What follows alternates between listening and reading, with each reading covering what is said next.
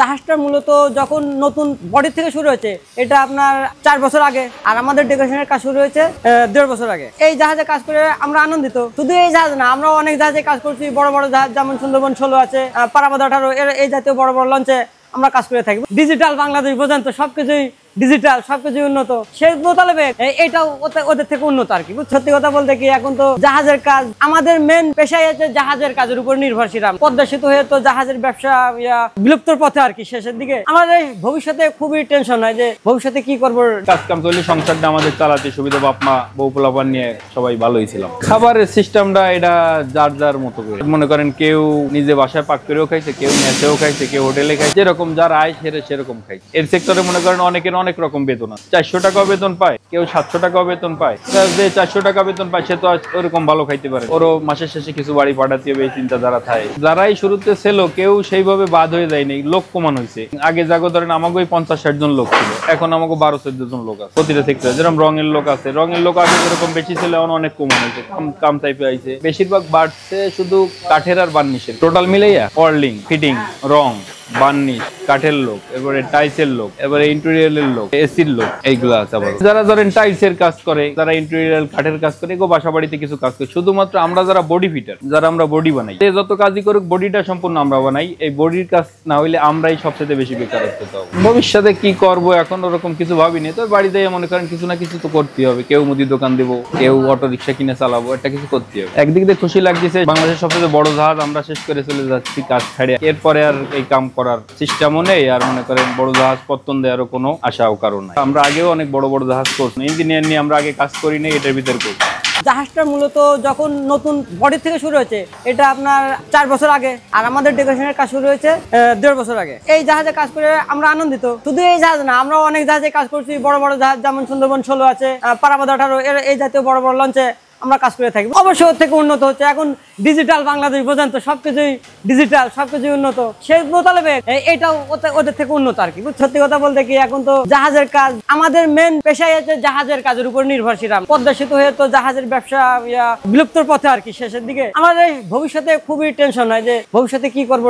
অবশ্যই কাজ করতে পারবো, ডেকোরেশনের কাজ যে শুধু লঞ্চ ছাড়া যে আর কোথাও হয় না, হয় জাহাজের কাজটা দীর্ঘদিন ধরে করা যায়, টেনশন থাকে না। ধর একটা কাজ করতে গেলে 1.5 বছর, 2 বছর, অনেক সময় 2.5 বছর, 3 বছর লেগে যায়। এতদিন দীর্ঘ সময় কাজ করে তো সংসার চালাতে খুব একটা টেনশন হয় না। কিন্তু যদি জাহাজের কাজ না থাকে, বাইরে কাজ করতে গেলে দেখা যাচ্ছে 10 দিন হয় বা 20 দিন হয় না, 5 দিন হয় তো 2 দিন হয় না। আমাদের অনেক সংকট হয়ে যায়। কারণ বর্তমানে যে সব জিনিসের ঊর্ধ্বগতি, মধ্যবিত্ত, নিম্নবিত্ত যেসব লোক ছিল তাদের দেখেন সবকিছু কিন্তু ক্রয় ক্ষমতার বাইরে চলে গেছিল। সারাদিন কাজ করে 500 টাকা পায়। আর আমি হাটে গেলে দেখা যাচ্ছে কিনলে তো কাঁচা বাজার হয় না, কাঁচা বাজার কিনলে তো চাল হয় না। কি একটা আমাদের সিচুয়েশনে এসে গেছে। আমরা কাজ করেছি পারাবাদ ডগে, সুন্দরবন ডগে, তারপর শ্রীনগর কোম্পানি আছে, সোনারতরী আছে, অ্যাডভেঞ্চার, টপ কোম্পানি, আমরা অনেক জাহাজে কাজ করছি।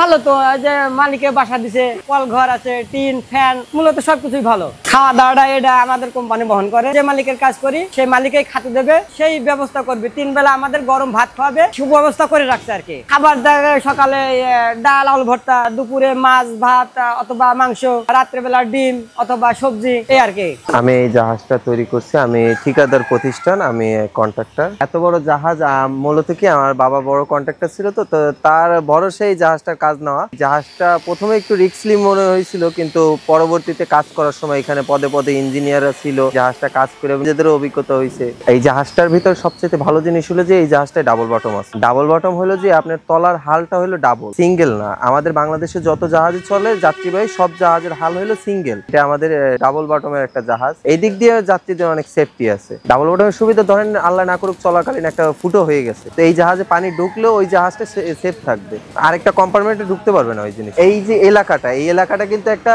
মরুভূমির মতন ছিল। প্রতিষ্ঠান হওয়ার পরে এই দেখতে পারবেন এই রাস্তাঘাটে দোকানপাট সবকিছু, হোটেল, থাকার জায়গা, বাসার ভাড়া, এগুলো এই এলাকাটা উন্নতি হয়েছে। জাহাজ দিয়ে এক ব্যবসা প্রতিষ্ঠান দিয়ে এই এলাকারও উন্নতি হয়েছে। এরা বেশিরভাগ ঢাকার থেকে আসছে, আরো দূর দূরান্ত লোকজন আসছে, বরিশালেরও কিছু স্থানীয় লোকজন ছিল। এই জাহাজের ভিতরে আপনার বাংলাদেশে উন্নত মানের সবকিছু আছে, কেবিন, ডাবল, ভিআইপি, যা হইতে শুরু করে সবকিছু আছে এই জাহাজে।